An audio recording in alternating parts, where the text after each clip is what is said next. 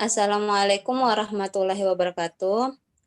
Perkenalkan kami dari kelompok 9. Kami akan mempresentasikan hasil review jurnal kami yaitu Konflik Sosial Antologi Puisi Esai Serat Kembang Raya karya Fatimah Hamama dan kawan-kawan, tinjau Sosiologi Sastra dalam Jurnal Pendidikan Bahasa dan Sastra Indonesia.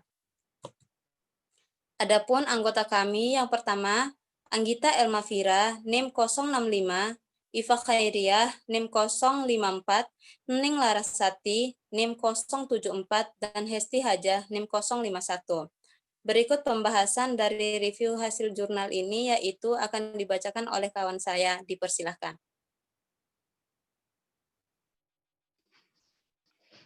Terima kasih Kak Iva.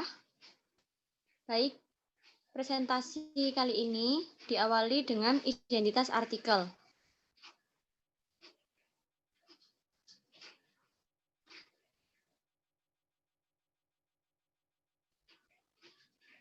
Artikel ini berjudul Konflik Sosial dalam Antologi Puisi Esai Serat Kembang Raya karya Fatin Hamama dan kawan-kawan, tinjauan Sosiologi Sastra dalam Jurnal Pendidikan Bahasa dan Sastra Indonesia, yang ditulis oleh Aji Septiaji, volume 8, nomor 1, bulan Januari sampai Juni tahun 2017.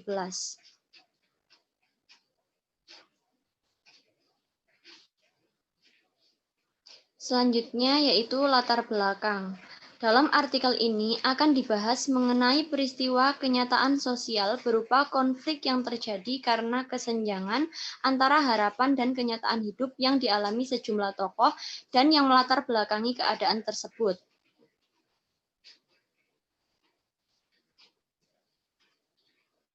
Terdapat 5 judul puisi esai dalam antologi puisi esai Serat Kembang Raya yang ditulis berdasarkan kenyataan hidup masyarakat. Seperti dalam puisi esai yang ditulis Fatin Hamama dan kawan-kawan berjudul Orang-orang Gila berpuisi oleh Akidah Gauzillah, yaitu dilema seorang pelajar yang berharap menemukan cinta sejati dan masa depannya namun terganjal oleh keperawanan yang telah terenggut. Serat Clara Ati oleh Anis Soleh Ba'ashin, yaitu kisah seorang tokoh yang dikategorikan sebagai perempuan desa yang tersakiti hatinya. Peristiwa syarat konflik terjalin melalui kondisi sosialnya yang hidup di desa, kisah cinta yang berbalut kekejaman, serta perekonomian yang memprihatinkan. Kisah Luka Mutiara oleh Dianing Widya, yaitu kisah seorang perempuan yang belum merasakan kebahagiaan dalam keluarga dan pernikahannya. Terlahir dalam keluarga yang penuh kekerasan. Jelaga Kembang Raya oleh Fatin Hamama, yaitu kisah keluarga tanpa sosok ayah, istri, dan anak-anaknya harus merasakan hidup dalam keterbatasan dan penderitaan. Dan Hong oleh Sujiwo Tejo, yaitu ungkapan pengarang dalam mencermati fenomena sosial yang dialami berbagai tokoh serta berhubungan dengan manusia, alam, dan Tuhan. Saya akan melanjutkan Elma. Hasil dan pembahasan. Yang pertama, puisi esai sebagai karya sastra. Puisi mengalami perubahan dan perkembangan. Perubahan dan perkembangan yang terjadi saat ini dalam puisi ialah terintegrasinya esai dalam puisi. Perbedaan antara puisi dan esai ialah penyajian dan sudut pandang dari penulis. Sajian berupa kata-kata kiasan, majas, dan diksi, serta uraian deskripsi dari penulis melalui sudut pandangnya, terutama berdasarkan kenyataan sosial. Penada dalam puisi esai ialah catatan. Penada dalam puisi esai ialah adanya catatan kaki atau footnote. Ciri khas yang menjadi syarat dari puisi esai yang memadukan bentuk puisi dengan bentuk esai ialah puisi esai mengeksplor sisi batin individu yang berada dalam sebuah konflik sosial. Puisi esai menggunakan bahasa yang mudah dipahami. Puisi esai adalah fiksi. Yang kedua, konflik sosial dan sosiologi sastra. Konflik baik dalam cerita imajinatif ataupun dunia nyata merupakan sesuatu yang tidak diinginkan hadir dalam kehidupan, sebab memiliki efek negatif terhadap sesama individu atau kelompok. mampu mengubah pola perilaku masyarakat. Dalam fiksi dan non-fiksi, konflik pada hakikatnya merupakan peristiwa yang dapat menyebabkan satu terjadinya satu dengan yang lain. Dalam melibatkan kehidupan sosial masyarakat, perlu adanya pendekatan dalam sastra yaitu sosiologi sastra. Sastra sudah menjadi bagian dalam masyarakat. Pola-pola kehidupan suatu masyarakat dapat diungkapkan dalam karya sastra baik permasalahan diskriminasi atau toleransi oleh pengarangnya. Damono 1987 halaman 3-4 mengungkapkan adanya hubungan timbal balik antara sastrawan, sastra, dan masyarakat, membagi telaah sosiologi sastra ke dalam 3 bagian, yaitu yang pertama konteks sosial pengarang, menyangkut posisi sosial masyarakat dan kaitannya dengan masyarakat pembaca, termasuk di dalamnya faktor-faktor sosial yang bisa mempengaruhi pengarang sebagai perseorangan di samping mempengaruhi isi karya sastranya. Yang kedua, sastra sebagai cerminan masyarakat. Yang ditelaah adalah sejauh mana sastra dianggap sebagai pencerminan keadaan masyarakat. Yang terakhir, fungsi sosial sastra. Dalam hal ini, sampai seberapa jauh nilai sastra berkaitan dengan nilai sosial, dan sampai seberapa jauh nilai sastra dipengaruhi oleh nilai sosial, dan sampai seberapa jauh pula sastra dapat berfungsi sebagai pembaharu, pemberontak, penghibur, dan sekaligus sebagai pendidikan bagi masyarakat pembaca. Selanjutnya, puisi esai Serat Kembang Raya. Berikut adalah analisis konflik sosial puisi esai Serat Kembang Raya. Pertama, orang-orang gila berpuisi. Akidah Gauzillah. Puisi esai ini berkisah mengenai dilema seorang pelajar kelas 3 SMA bernama Maudi. Keperawanannya terenggung secara tidak wajar. Cita-cita dan masa depannya terancam sirna. Maudi menjadi korban diskriminasi dari laki-laki yang sudah lama dikenalnya. Perlakuan tersebut berakibat fatal bagi masa depannya dalam menyelesaikan sekolah dan mencari cinta sejati dari laki-laki yang akan jadi suaminya kelak. Selanjutnya, Serat Kelara Ati, Anis Soleh Ba'asyin. Puisi esai ini berkisah mengenai seorang perempuan bernama Dewi alias Warsi yang merasa dirinya selalu tersakiti, hidup di desa dengan keterbatasan ekonomi, serta kisah cinta yang syarat kekejaman. Desa tempat ia tinggal jauh dari masa depan yang ia impikan. Dewi alias Warsi menamakan dirinya Kelara Ati. Dalam bahasa Jawa memiliki arti yang tersakiti hatinya. Rasa sakit hati Warsi tidak lain karena masalah ekonomi, sehingga memunculkan konflik dalam diri terhadap lingkungan sosial. Desanya tidak menjanjikan harapan besarnya untuk bisa sukses terutama dalam mengubah keadaan ekonominya.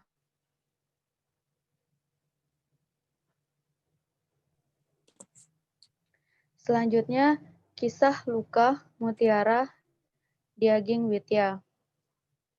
Puisi esai ini berkisah mengenai seorang perempuan bernama Mutiara yang terlahir dalam keluarga yang syarat dan akan pertengkaran dan kekerasan dalam rumah tangga, sehingga ia di sepanjang hidupnya belum pernah merasakan kebahagiaan, sekalipun bersama suami dan anaknya.